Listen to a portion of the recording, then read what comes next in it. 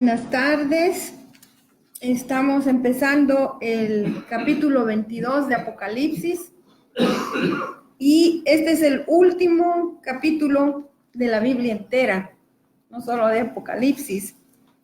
Y hay algunas cosas importantes que vamos a ver en este capítulo. Una de estas cosas es el río de agua viva, o el río de agua de vida. También vamos a ver el árbol de agua de vida, el árbol de la vida, Y vamos a ver la promesa del regreso de Jesucristo, una vez más reiterada, repetida. Vamos a ver también la invitación y la advertencia final. Esos son algunos de los temas importantes de este capítulo 22 de Apocalipsis. Y solo para ir un instante nada más al capítulo 21, para recordar que en el capítulo 21 hablamos de la Nueva Jerusalén.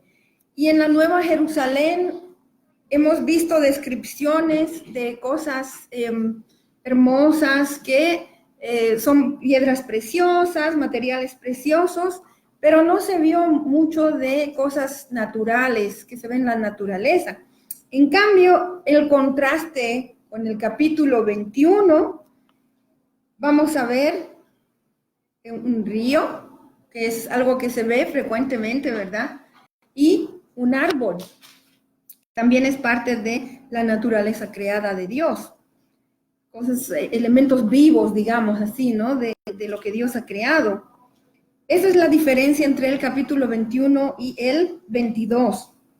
Vamos a también ver que este capítulo 22 es una palabra final y es una palabra muy importante que el apóstol Juan nos da, en la que también Jesucristo habla al pueblo de Dios. Por eso este capítulo también es muy importante y estas son las últimas palabras que se han escrito en referencia al Nuevo Testamento. También quiero decir algo que un comentarista mencionó, bueno, dos comentaristas mencionaron en cuanto al capítulo 22 de Apocalipsis o de la Biblia en general. Sí hay preguntas que se quedan sin respuestas. Nos quedamos todavía con cositas que están ahí colgando, que cuando lleguemos a la presencia del Señor, yo creo que Dios nos las va a aclarar. Por ahora, lo mejor que podemos hacer es seguir confiando en Dios, porque sus palabras, aunque estén todavía rodeadas con misterio, con signos de interrogación, esas palabras todavía son fieles y verdaderas. Esto de entender la Biblia no es cuestión de ser inteligente, entender la Biblia no es cuestión de ser estudiosos. El entender la Biblia es según la revelación que Dios quiera dar a cada uno de nosotros.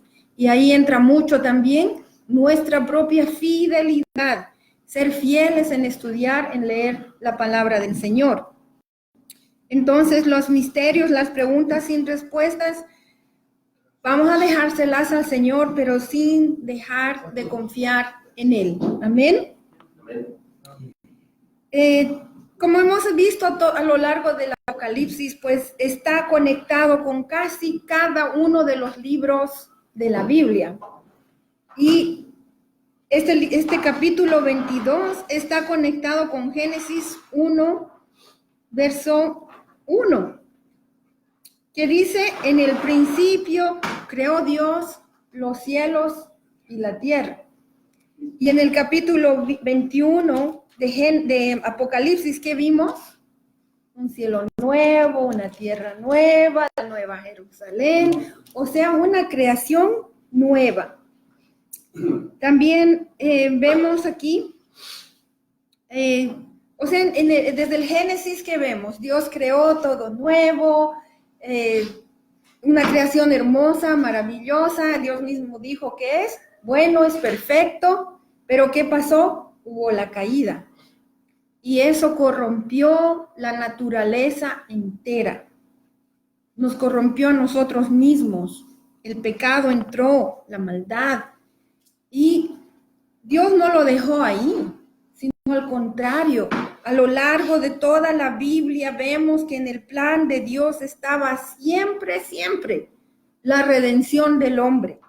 Por un tiempo fue la esperanza de esa redención hasta la llegada de Jesucristo. Y cuando Jesucristo llegó, pues se cumplió esa promesa de la redención del ser humano. Y a partir de Jesucristo, ¿qué es lo que pasa? Que hay lo que nosotros dijimos en el capítulo anterior, en el capítulo 21, empezó la nueva vida para todos nosotros que hemos puesto nuestra fe en Jesucristo.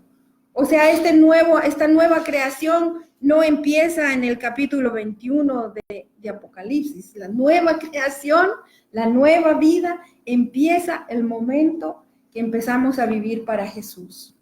¿Verdad? Vamos a leer entonces los versos 1 y 2 del Apocalipsis. Y si puedo empezar con mi hermano Jorge y después Nancy.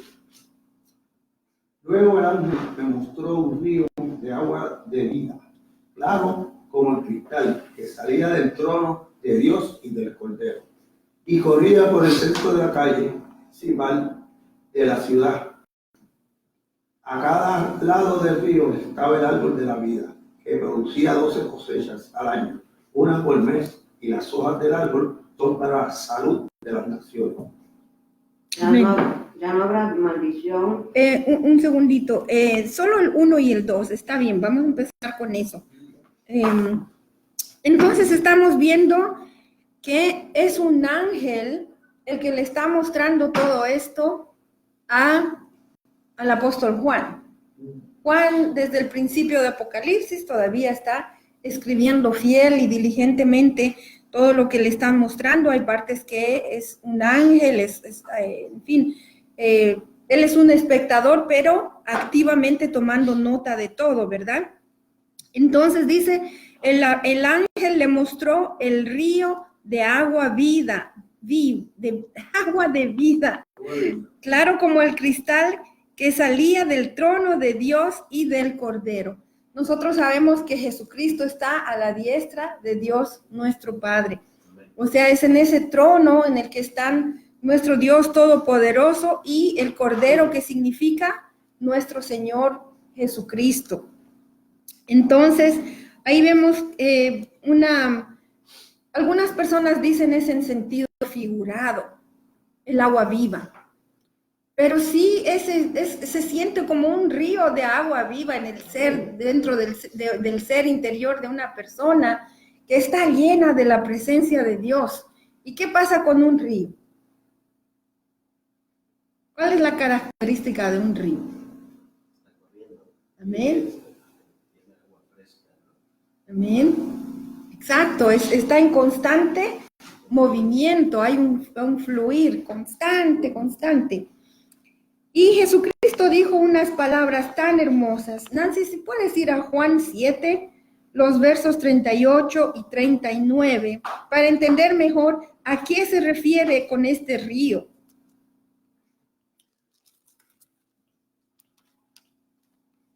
Juan 7, los versos 38 y 39.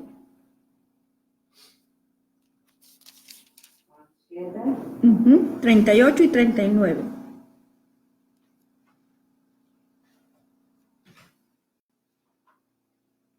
En el último día, el más solemne de la fiesta, Jesús se puso de pie y exclamó: si alguno tiene sed, que venga a mí y beba. De aquel que cree en mí, como dice la Escritura, brotarán ríos de agua viva. ¿Hasta el 39? Con esto se referiría al Espíritu que habrían de recibir más tarde de los que creyeron en él.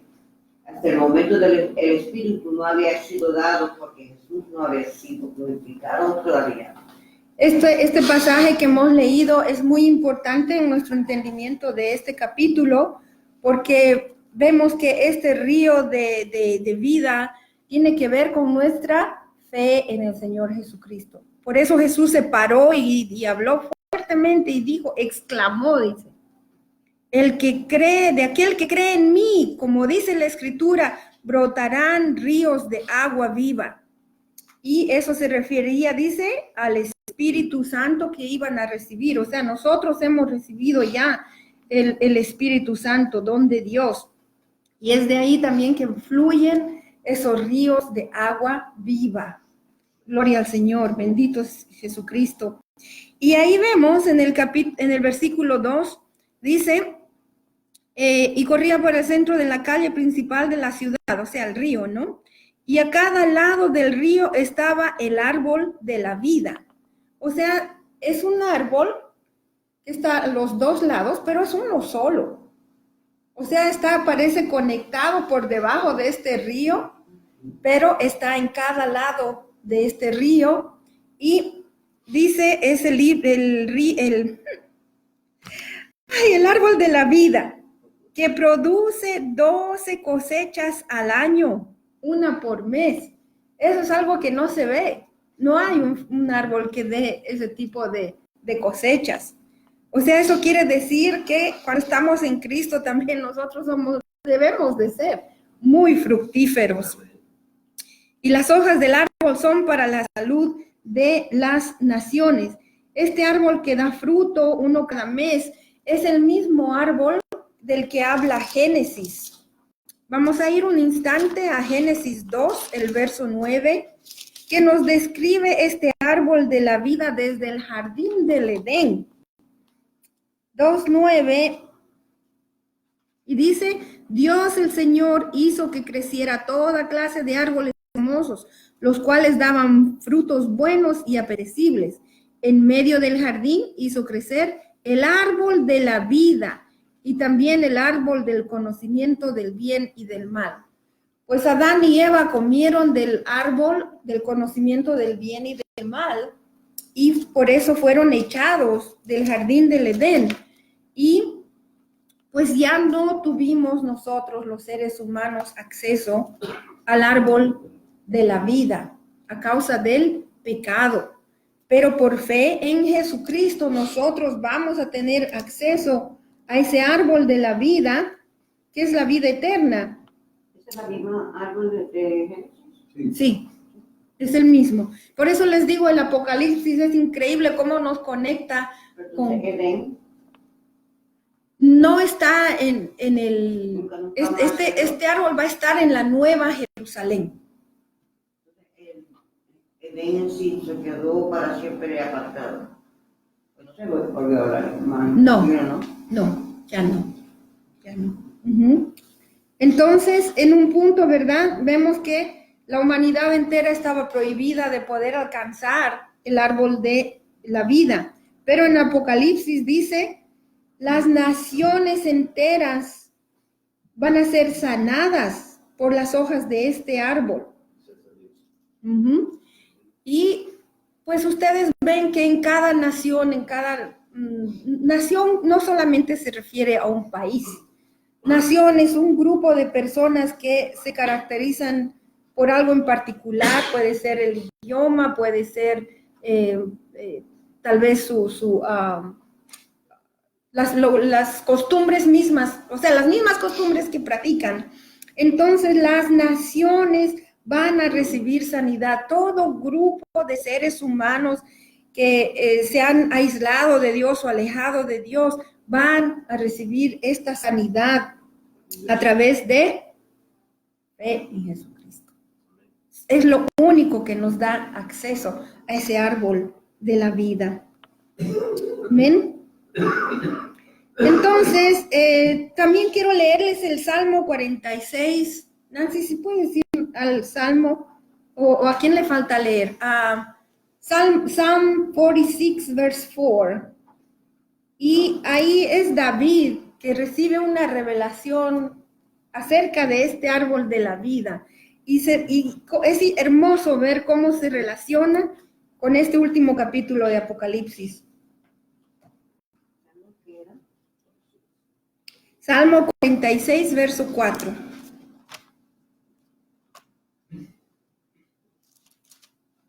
Hay un río cuyos corrientes alegran la ciudad de Dios, la santa habitación del Altísimo. Amén, amén. Dios está en ella, la ciudad no caerá. Pero en fin, este es el río que dice, alegran la ciudad de Dios. Y hoy estamos hablando de la nueva Jerusalén. Y esa es la ciudad eterna de Dios que no va a cambiar nunca más.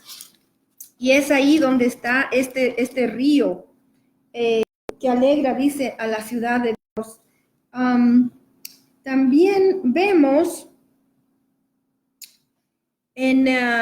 vemos que este es un árbol, ¿verdad? Y tiene fruta y hasta sus hojas, dices, traen sanidad.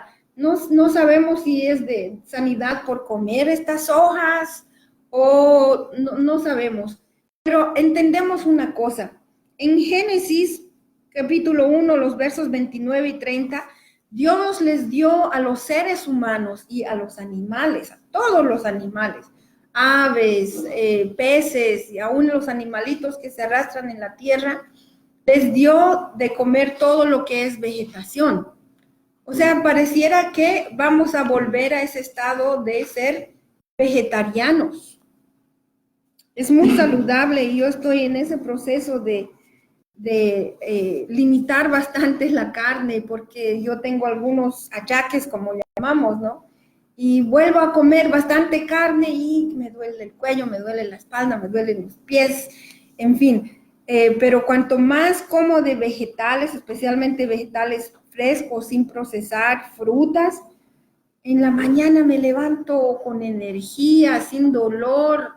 Es un cambio grande. Por eso es que nuestros ayunos de Daniel que hacemos solo vegetales, incluso sin sal, sin aderezo, nada procesado, sin azúcar, son muy, muy beneficiosos. Entonces parece que ese es el estado al que vamos a volver durante la vida eterna, de ser todos vegetarianos. Pero no estoy, digamos, haciendo como una suposición. Hay muchas escrituras que nos guían para pensar que eso es posiblemente lo que va a pasar.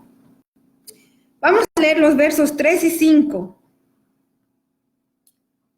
Hermano Dan, do you have it both Spanish and English? Spanish, I can try. Spanish will just be a little slow. Está bien, it's okay. No habrá más maldición, y el trono de Dios y el del Cordero estará en ella, y sus siervos la servirán, y verán su rostro, y su nombre estará en sus frentes. No habrá allí más noche, y no tienen necesidad de luz de lámpara y de luz del sol, porque Dios, el Señor, los iluminará y habrán por los siglos de los siglos. Amén, amén. ¿Qué entendemos por esta palabra que dice ya no habrá maldición? ¿Qué es lo que trajo maldición para el ser humano? Amén. El pecado. Es el pecado lo que trajo maldición. Entonces, en este estado en el que vamos a estar, digamos así, de glorificación, ya no va a haber más maldición. Ya en nuestra vida eterna delante del Señor, ya no va a haber más la influencia del pecado, por lo tanto, no habrá más maldición. Eso es lo que quiere decir en esta escritura. Y pues en esta ciudad, ¿se acuerdan de esta ciudad? ¿Cuán grande era? ¿Quién se acuerda cuán inmensa era la Nueva Jerusalén? La hablamos la semana anterior. Eso es de donde está la puerta de muralla. En el capítulo 21 hay diferentes versiones, porque unas versiones lo dicen kilómetros, otras millas. Son 140,000 millas. No, 1,400 millas. 1,400 millas. O sea, es más grande que la mitad de los Estados Unidos. Así de inmensa va a ser esta ciudad. ¿Ah? 1,400 millas, ¿se acuerdan en kilómetros? Creo que es 1,200 kilómetros. 1,200 kilómetros. Sí. Yo tengo 2,200 kilómetros. 200. 2,000, ¿cuántos? 2,200. 2.200 kilómetros. Sí, 2.200 kilómetros, 1.400 millas. 1.400 millas. O sea, más grande que la mitad de los Estados Unidos y es bien, bien cuadradita. Bien alto, ancho, profundidad, en fin. Es un cubo.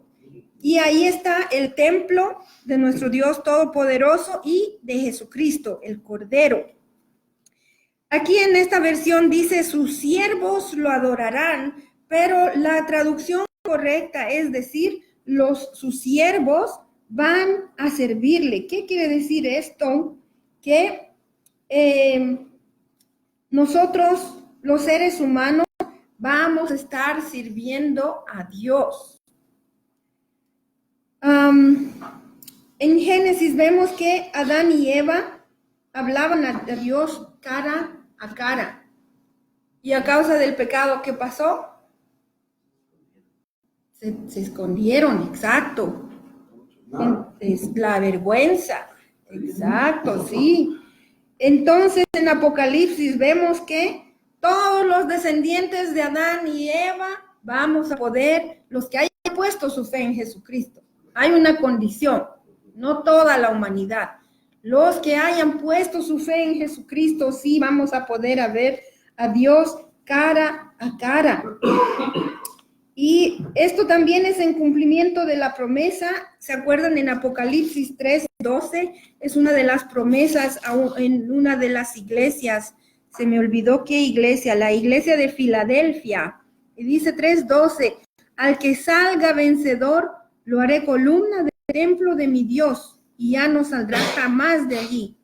Sobre él grabaré, esto se refiere al nombre que Dios nos da. Ahí dice, lo verán cara a cara y llevarán su nombre en la frente. Eso es lo que dice Apocalipsis 3:12. Y sobre él grabaré el nombre de mi Dios, el nombre de la nueva Jerusalén, la ciudad de mi Dios, la que baja del cielo de parte de mi Dios, y también grabaré sobre él mi nombre nuevo. Vamos a tener el nombre de nuestro Señor Jesucristo, nuevo nombre, escrito en nuestras frentes, para que eso quiere decir que nunca jamás nos vamos a olvidar de todos los beneficios que hemos recibido de nuestro Señor Jesucristo a través de su sacrificio en la cruz.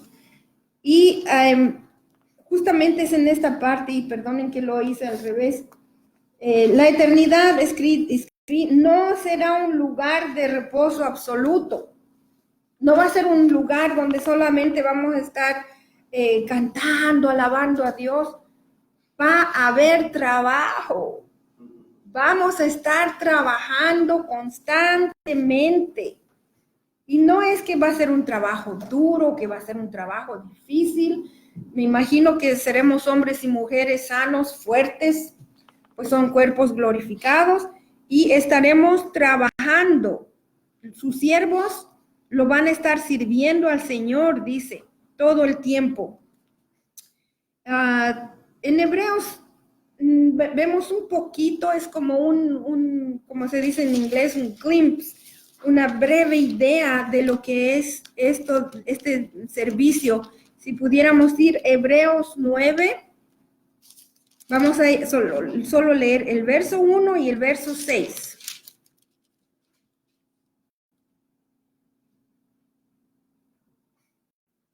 Ahora bien, aún el primer pacto tenía ordenanzas de culto y un santuario terrenal.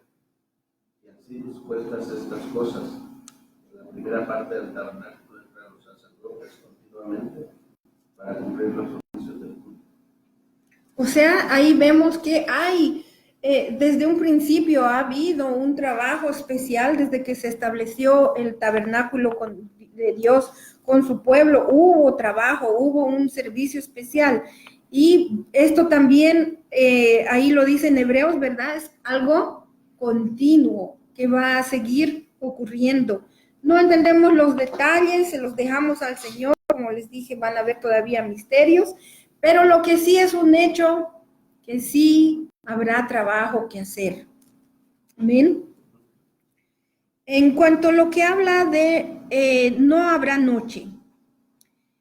¿Qué es la noche? ¿Qué significa la noche? ¿Qué significa la oscuridad?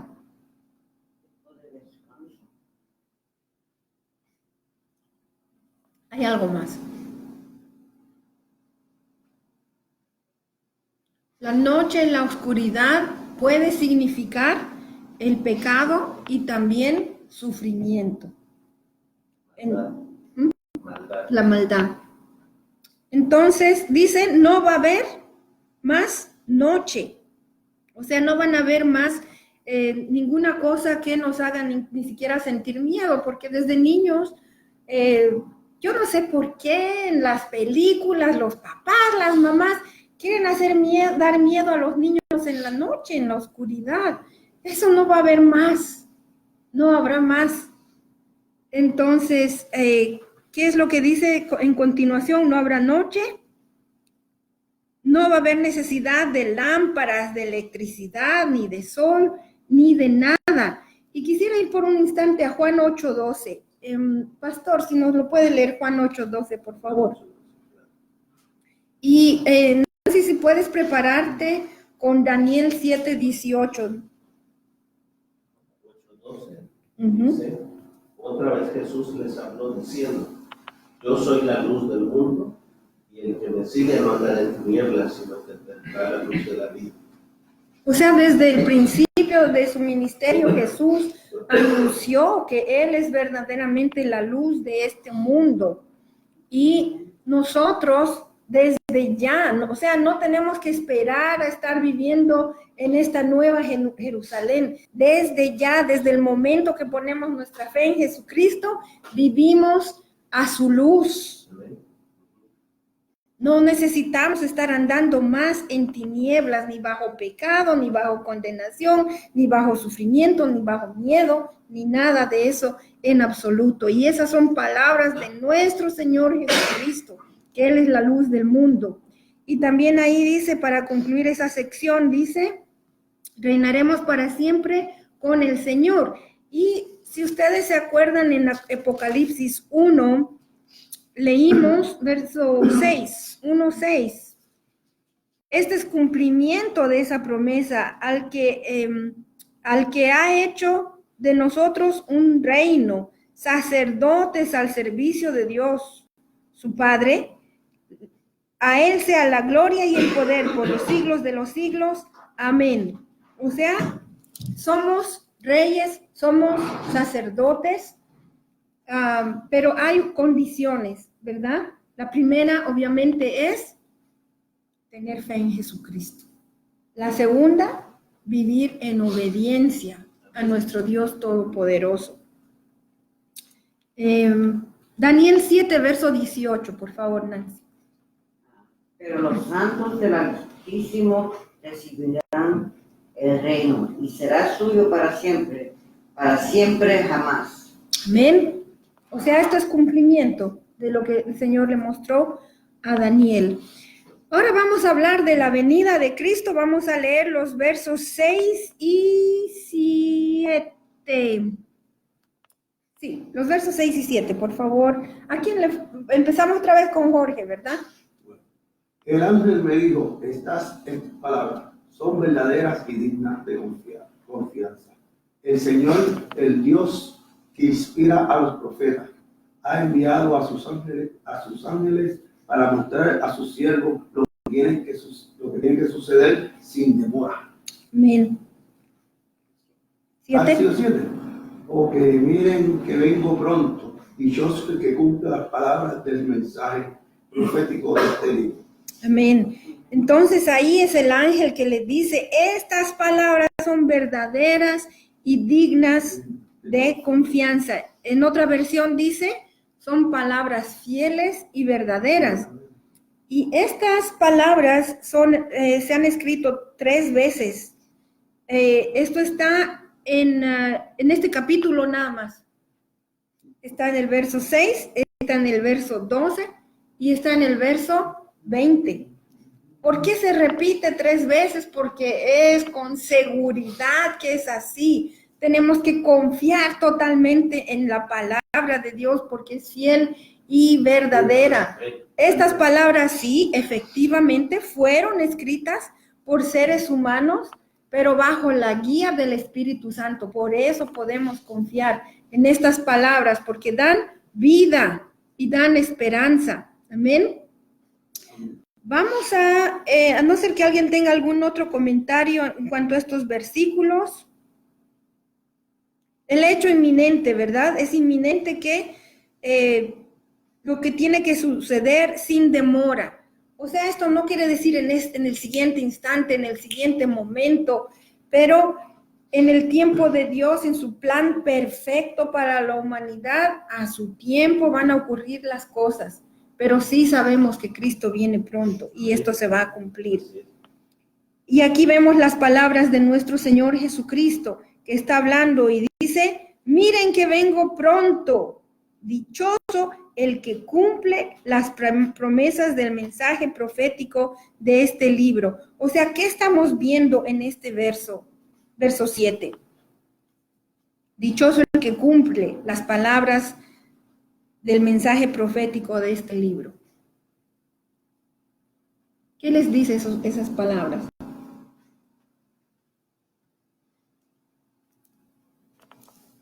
Ahí habla de obediencia, ¿verdad? Obediencia. Poner en práctica lo que declaramos en teología, ¿no? Lo que es nuestra teología hay que vivirla. Exacto. No sirve el conocimiento sin la práctica del asunto de la fe cristiana. Amén. Pensar que podemos ser salvos sin obediencia es imposible. Es un error, exacto. Exacto, así es. Vamos a ver de los versos del 8 al 11.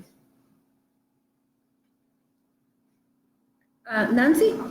Yo, Juan, soy el que vio y oyó todas estas cosas. Y cuando lo vi y lo oí, me postré para adorar al ángel que me había estado mostrando todo esto. Pero él me dijo, no, cuidado, soy un siervo como tú, como tus hermanos los profetas y como todos los que cumplen las palabras de este libro. Adora solo a Dios. ¿Hasta el 11? También me dijo, no guardes en secreto las palabras del mensaje profético de este libro, porque el tiempo de su cumplimiento está cerca.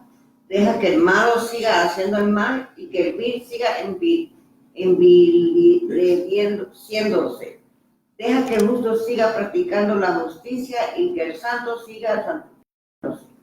Amén, amén. Ahí vemos que es Juan, o sea, una vez más, confirmando, ¿verdad?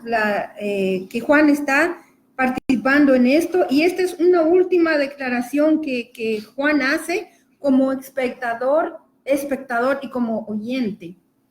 Y ¿qué es lo que hace Juan al escuchar al ángel? Se postró delante de él. Es que la presencia de un ángel verdaderamente puede inspirarnos, ¿verdad? Ese temor, esa hasta reverencia. Pero hemos hablado anteriormente, porque esta no es la primera vez que Juan se postra delante de un ángel. Y yo quisiera repetir una vez más que toda adoración a otro ser que no sea Dios, por más que sea un ángel divino directamente viniendo de Dios, no podemos adorarles. Oraciones a ángeles, perdónenme, pero no le agradan a Dios. ¿Por qué? Porque la Biblia en ningún lugar enseña que podemos orar a un ángel, ni inclinarnos ni siquiera a un ángel. El ángel mismo le dijo a Juan, no lo hagas. O sea, cuando ahí uno se le presenta un ángel y uno se postra y el ángel no le dice nada, no le corrige, no, es un ángel de Dios. No es un ángel de Dios. Toda aparición de un ángel que ha venido a traer otro evangelio, otro mensaje, ¿qué dice la palabra de Dios? Es anatema. ¿Y qué quiere decir anatema? Maldito. Es una palabra muy fuerte.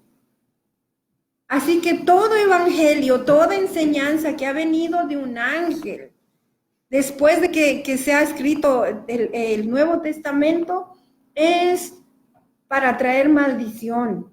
No quiero hablar de una denominación, que es lo que hacen, que a quien creen, pero hay un tal Ángel Moroni que dicen que ha traído un mensaje.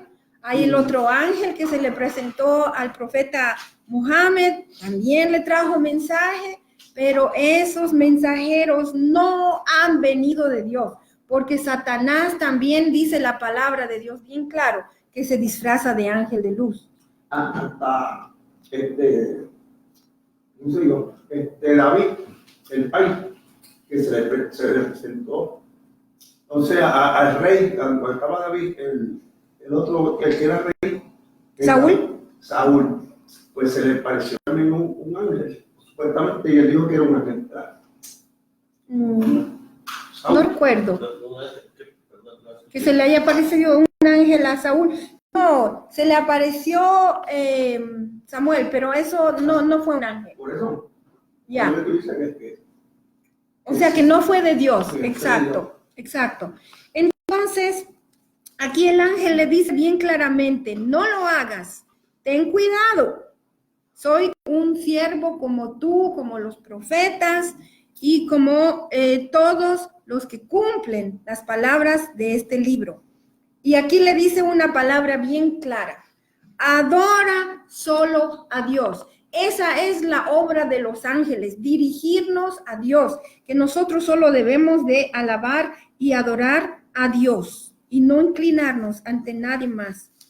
De hecho, la traducción de la palabra ángel es un mensajero, ¿no? Amén. Y eso es lo que es el ángel nada más. Exacto. Un mensajero del Señor. Amén. Siervos del Señor también son ellos. Amén. Gracias, pastor. Entonces, vemos también que en el verso 10 le dice el ángel, no guardes en secreto las palabras de este mensaje profético. A Daniel se le dijo lo contrario. Al profeta Daniel le dijo, sella estas palabras. O sea, nadie tenía que saberlas. Pero a Juan le dice, no las selles. O sea, esto no puede quedarse como un secreto. Necesitamos enterarnos. Nosotros los cristianos debemos de saber lo que dice este libro. Este libro sí que ha tenido muchas revelaciones grandes, me ha ayudado a cambiar muchas cosas también en mi vida y es importante que estas palabras sean difundidas, sean conocidas y le dice el tiempo de su cumplimiento está cerca. Otra vez les digo, no es una cosa inmediata, aunque puede ser, pero recordemos que del tiempo de que han sido escritas hasta esta parte son 2000 años, más o menos, ¿no? Y Dios tiene su tiempo perfecto en el que estas palabras han de cumplirse. Y este verso 11 es bien difícil, duro. Deja que el malo siga siendo el mal y que el vil siga envileciéndose. Deja que el justo siga practicando la justicia y que el santo siga santificándose. O sea, va a llegar un punto que el que no está bien con Dios no va a cambiar su situación. Se va a quedar así para siempre, lamentablemente. Por más cristianitos que nos creamos algunos de nosotros, si estamos haciendo el mal, pues se van a quedar haciendo el mal. Y para los que están en una buena relación con Dios, pues va en aumento, dice, ¿no? Porque el que es justo, siga practicando la justicia. O sea, por la eternidad vamos a seguir practicando justicia. Y el que es el santo, dice, va a seguir, o sea, es algo continuo, es algo constante. Vamos a seguir santificándonos por la eternidad. Vamos a continuar con los versos 12 al 16. Pastor David, léanos del verso 12 al 16 y le voy a pedir a mi hermano Dan que me lo busque Filipenses 3, los versos 10 al 14. Hermano Jorge, Primera Corintios 9, los versos 24 al 27. Nancy, Segunda Corintios 5, los versos 9 al 11. Y se los voy a repetir. El pastor David nos va a leer los versos 12 al 16.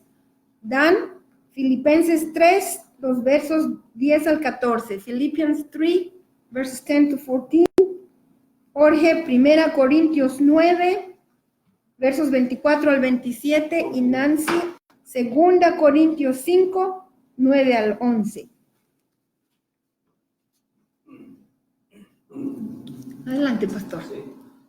Miren que vengo pronto, traigo conmigo mi recompensa, pagaré a cada uno según lo que haya hecho. Yo soy el alfa y el omega, el primero y el último, el principio y el fin. Dichosos los que lavan su ropa, tener derecho al árbol de la vida y para poder entrar por las puertas de la ciudad. Pero afuera se quedarán los perros, los que practican las artes mágicas, los que cometen inmoralidad sexual, los asesinos, los idólatras y todos los que aman y practican la mentira. Yo, Jesús, he enviado a mi ángel para darles a ustedes testimonio de estas cosas que conciernen a las iglesias. Yo soy la raíz y la descendencia de David, la brillante estrella de la mañana. Amén. Entonces aquí estamos viendo que Jesús tiene galardones, tiene premios. Y vamos a ir a Filipenses 3, 10 al 14.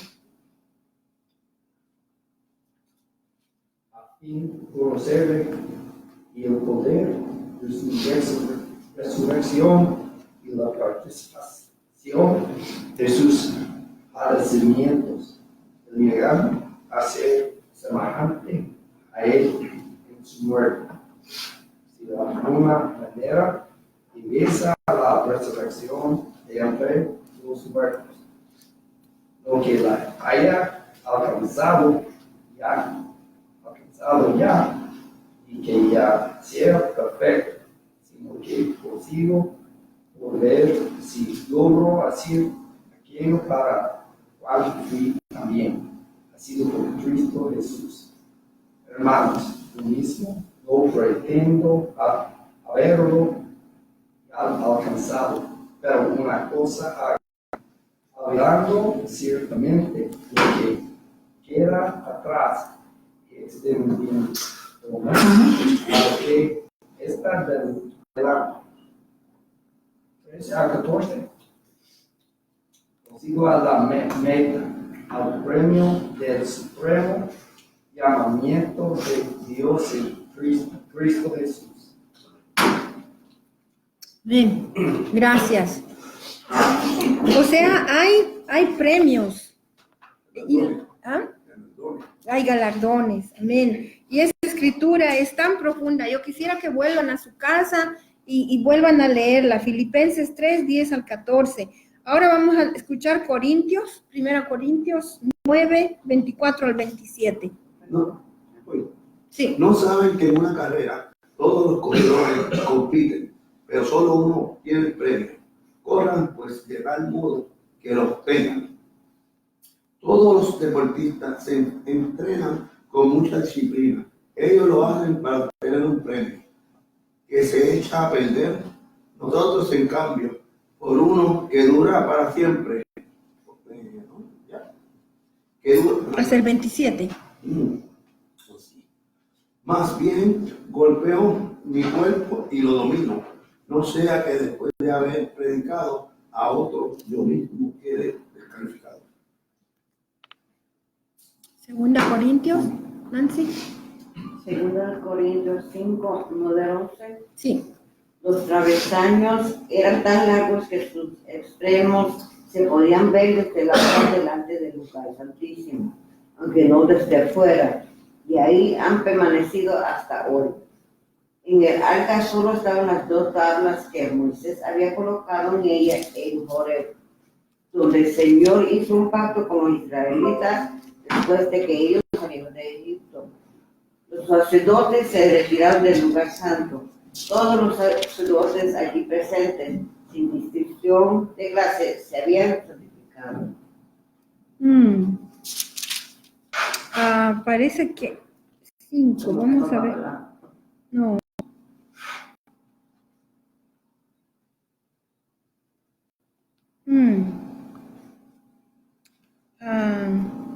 Bueno, no sé, esa referencia tal vez yo me equivoqué, pero básicamente lo que estamos tratando de decir es que quería apoyar el hecho de que nosotros los cristianos no estamos para sentirnos cómodos con nada más haber aceptado a Jesucristo como nuestro Señor y Salvador.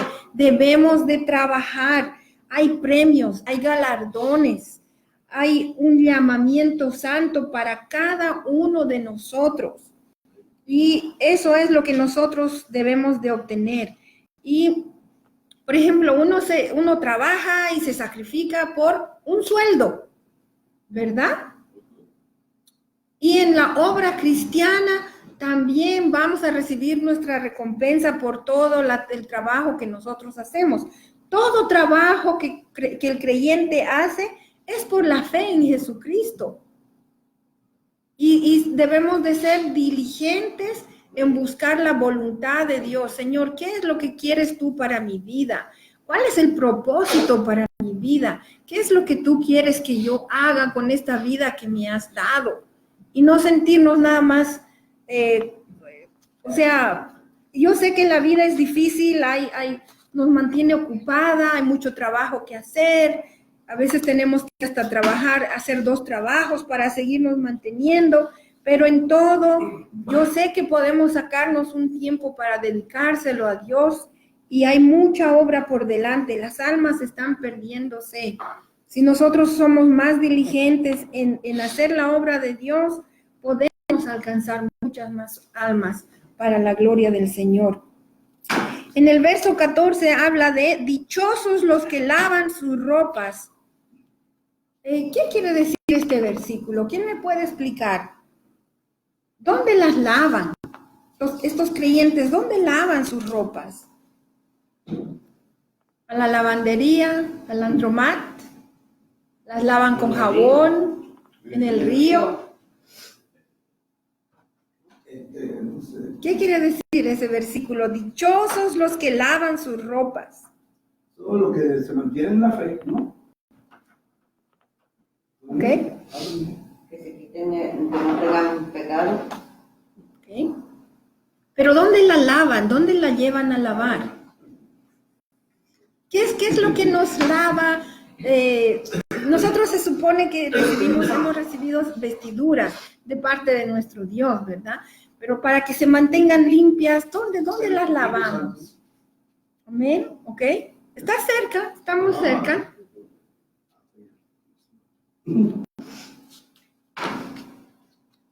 Estas vestiduras están siendo lavadas o tienen que ser lavadas, ¿dónde? Con la sangre de Cristo.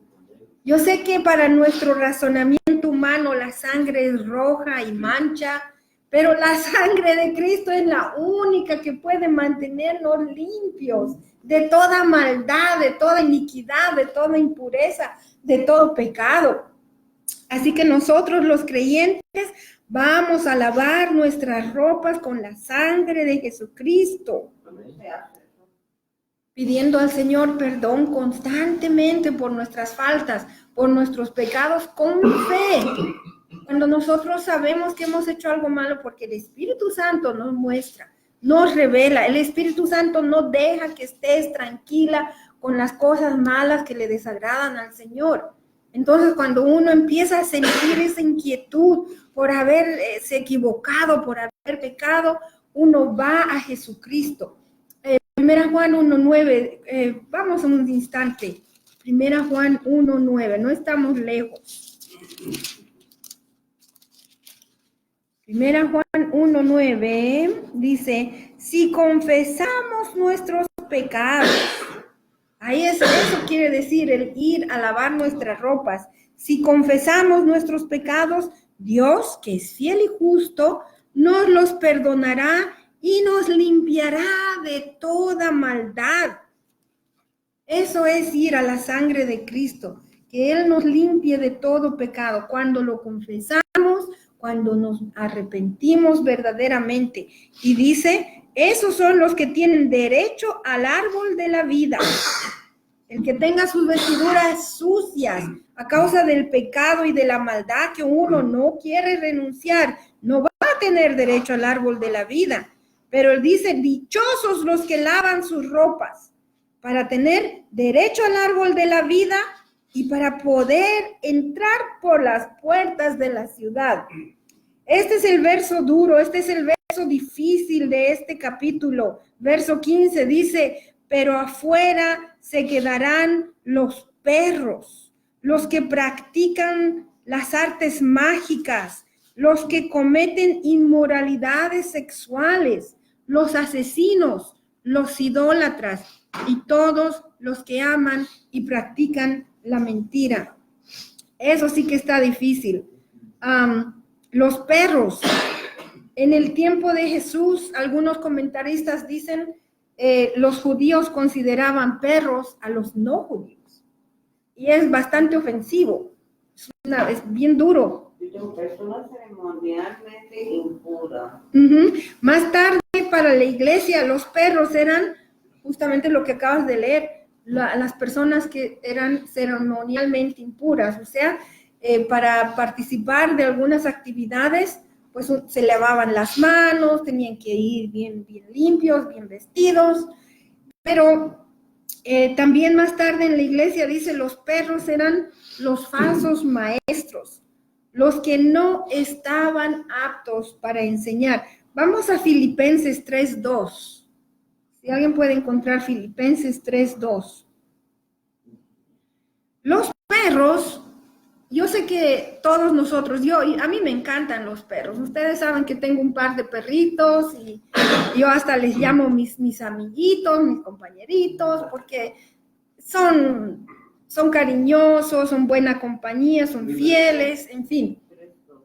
Y esa es la mentalidad nuestra que ha cambiado bastante en cuanto a los perros. Para los judíos, los perros eran animalitos muy asquerosos. ¿Y por qué? Pues los perros en aquel tiempo comían animales muertos. Eran como los buitres, comían carroña. ¿Saben lo que es carroña? Los animales que ya habían muerto, carne hasta podrida, descompuesta, exacto.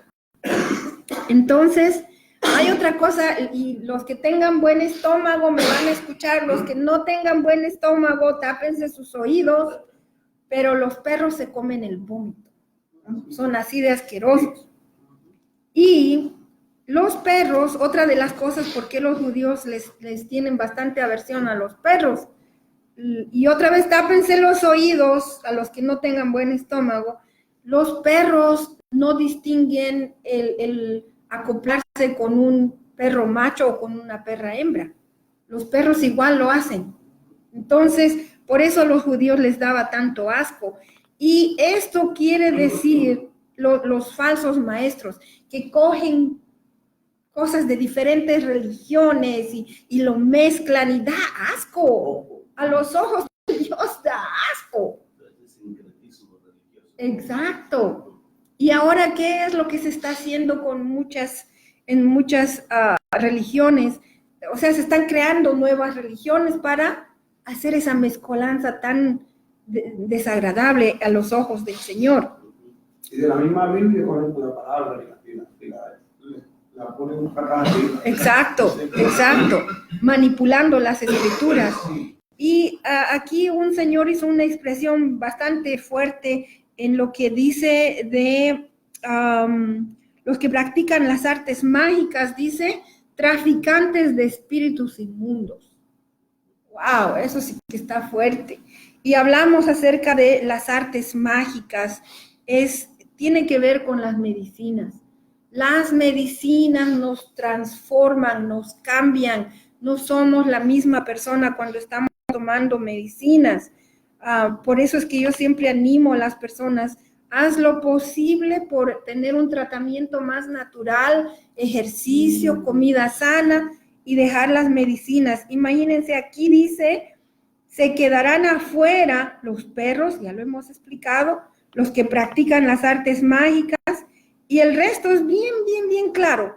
Los que cometen inmoralidades sexuales, quiere decir los jóvenes solteros que no se han casado y están practicando actividades sexuales, las personas casadas que practican también actividades sexuales sin su pareja, sin su esposo o su esposa, en fin, toda cosa que está fuera de lo que son las reglas de la Biblia, ¿verdad? Un hombre y una mujer casados bajo la bendición de Dios, esos no practican inmoralidad sexual. Todo lo demás fuera de eso, sí. Los asesinos son también los que asesinan el carácter, la reputación, la dignidad de otra persona. Eso también son asesinos. Y obviamente los que odian de tal manera a una persona que desean matar, también son asesinos. Y dice aquí los idólatras. O sea, cualquier persona que no ha puesto a Dios primero en su vida es un idólatra. Y dice, esto es como una escalación. En el capítulo 21 vimos los que hablan mentira, pero aquí, versículo 22, es más fuerte, porque dice los que aman y practican mentira. O sea, una cosa es practicar mentira, pero otra cosa es amar y practicar mentira. Fue bien fuerte en el capítulo 21, para los que estuvieron conmigo en ese día, hablamos acerca de la mentira. ¿Quién es el autor de la mentira?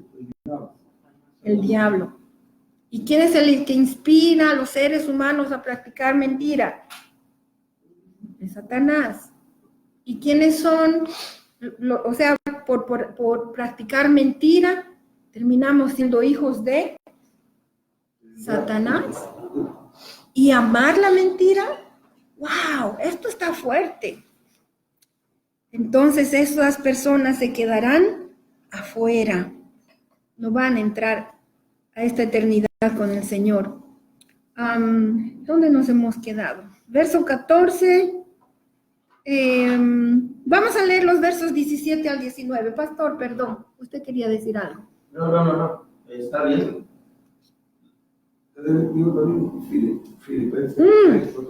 Sí, hermano, gracias, se me olvidaba. Cuídense de esos perros, cuídense de esos que hacen el mal, cuídense de esos que mutilan el cuerpo, porque la circuncisión somos nosotros, los que por medio del Espíritu de Dios adoramos, nos enorgullecemos en Cristo Jesús y no ponemos nuestra confianza en esfuerzos humanos. Amén. Gracias, hermano Ori. Eso apoya un poco más acerca de esta que habla de los perros, ¿verdad? Entonces vamos a ir versos 17 y 19 y ya casi terminamos. ¿A quién le falta leer? Hermano Dan, verses 17 and 19 through 19. 17, 18, 19. Y el Espíritu y la esposa dicen, ven. Y el que oye, diga, ven. Y el que tiene sed, venga. Y el que quiera, tome del agua de la vida gratuitamente. Yo testifico a todo aquel que oye las palabras de la profecía de este libro. Si alguno añadiere a estas cosas, Dios traerá sobre él las plagas que están escritas en este libro. Y si alguno quitaré de las palabras del libro de esta profecía, Dios quitará su parte del libro de la vida, y de la santa ciudad, y de las cosas que están escritas en este libro. Amén. Amén. Nancy, por favor, ve a Deuteronomio 4:2. Hermano Jorge, vaya a Deuteronomio 12:32. Pastor David, Proverbios 36. Deuteronomio 4:2, Nancy. No añaden. Todavía no. Deuteronomio 12:32, hermano Jorge. Y el pastor David de Proverbios 36. Ok, ahora sí. No añadan ni quiten palabra alguna a estos que yo les ordeno, más bien cumplan los mandamientos del Señor su Dios. Esto es Deuteronomio y está hablando acerca de la ley de Dios. No podemos estar añadiendo, no podemos estar manipulando la palabra del Señor. Hermano Jorge, 12:32, ¿qué dice? 12:32, ok. Deuteronomio 12:32, sí. Y cuídate de poner en práctica todo lo que te ordeno, sin añadir ni quitar nada. Uh-huh. Y por Proverbios 36. No añadas a sus palabras para que no te reprenda y seas hallado mentiroso. Ahora, esta advertencia que encontramos aquí en Apocalipsis es mucho más fuerte. Mucho más fuerte que lo que estamos leyendo de Deuteronomio y Proverbios. Dice, si alguno añade algo, Dios le añadirá a él las plagas descritas en este libro. Para los que han estado siguiendo este libro de Apocalipsis, las plagas son bien horrorosas, son terroríficas, terribles. Y dice, si alguno quita palabras de este libro de la profecía, Dios le quitará su parte del árbol de la vida y de la ciudad santa descrito en este libro. ¡Wow! Esta sí que es una advertencia bien fuerte.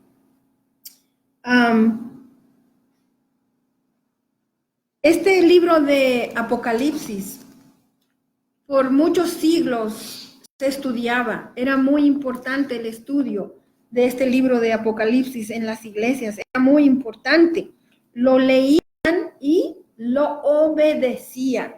O sea, no solo es cuestión de leer la Biblia, no es solamente de conocimiento, sino como nuestro pastor David decía, es importante practicar lo que estamos aprendiendo de acuerdo a la palabra de Dios. Hoy en día hemos abandonado mucho la práctica de lo que está escrito en la Biblia de Dios, pero peor que abandonar las prácticas o ser negligentes en practicar, peor todavía es manipular, distorsionar, cambiar, acomodar a los intereses de uno. Eso es lo que trae maldición. Y esta es una advertencia muy clara y como dije anteriormente, es más fuerte que lo que dice en Deuteronomio y Proverbios. Para terminar, vamos a leer versos 20 y 21. Si mi hermano Jorge nos puede El que leer. da testimonio de estas cosas dice, sí, vengo pronto. Amén. Ven, Señor Jesús. Que la gracia del Señor Jesús sea con todos. Amén. Amén. Entonces aquí estamos viendo que hay una interacción, hay una conversación, ¿verdad? Vemos que el espíritu, la esposa, el que está oyendo este mensaje, el que tiene sed y Juan dicen, ven Señor Jesús. ¿Y qué dice Jesús? Responde. Sí, vengo en breve. Vengo en breve. Amén. ¿Y cuál es la respuesta de Juan a esta conversación, a esta interacción? Es una oración hermosa que concluye toda la Biblia. La Biblia es una bendición entera de principio a fin. La Biblia es el libro más maravilloso que cualquier ser humano pueda leer. Una persona que lea la Biblia sin tener el Espíritu de Dios, pues le van a aparecer palabras huecas, muchas preguntas, le van a decir incluso, ese Dios de la Biblia es malo, ay, ese Dios de la Biblia es vengativo, y le van a decir todo tipo de cosas, ¿verdad? Pero para una persona que lee este libro de la vida con la luz, a la luz del Espíritu Santo de Dios, es total bendición. Entonces, Juan termina este hermoso libro con una oración tan hermosa en el que dice que dice 21 y dice que la gracia del Señor Jesús sea con todos ustedes. Amén. ¿Cuál es esa gracia que hemos recibido? ¿Cuál es la gracia del Señor Jesús que hemos recibido? La sangre de Jesús que nos limpió. Amén. ¿Quién más me puede decir para usted qué es esta gracia de Dios? El Espíritu Santo. Amén. Amén. Es un regalo también de Dios, ¿sí? Amén. Gloria al Señor. Todos están correctos en sus respuestas. Y es que la gracia del Señor Jesucristo es esta vida eterna que empieza ¿cuándo? Confesamos nuestros pecados. Ujú. Pedimos a Dios limpie, clave con tu sangre. Amén. Amén. Es por eso que esta oración es tan hermosa, es tan corta, pero es tan profunda a la misma vez. Es esta conclusión tan hermosa de este libro, 22 capítulos, partes muy difíciles, muy duras. Yo me iba a la casa, a veces lloraba, decía, Dios mío, que sus juicios son terribles. Y le decía, Señor, no es por miedo que te estoy pidiendo que yo pueda seguir adelante, no es por el miedo de esos castigos, porque yo sé que el Señor es fiel, el Señor es justo, nos va a mantener firmes. Y esta oración que dice que la gracia del Señor Jesucristo sea con todos. Esa gracia salvadora. Somos salvos por la fe, no podemos hacer nada nosotros para salvarnos. No podemos hacer nada nosotros para evitar todos estos juicios de Dios. Es por la fe en ¿quién? En Cristo, el Hijo de Dios, que ha dejado abandonado toda esa gloria de ser Dios mismo para hacerse un hombre con limitaciones, un hombre que ha venido a servir y a sufrir. Y qué muerte en la que ha sufrido nuestro Señor Jesús. Pero esa muerte tenía un propósito. Esa muerte de Jesucristo permitió que cada uno de nosotros tuviéramos acceso a la gracia de Dios. Porque somos salvos por la gracia, por la fe en nuestro Señor Jesucristo. Y sea entonces, mis amados hermanos, la gracia del Señor Jesús con todos ustedes. Amén. Aleluya, aleluya. Bendito sea el Señor. Bien. Muchas gracias.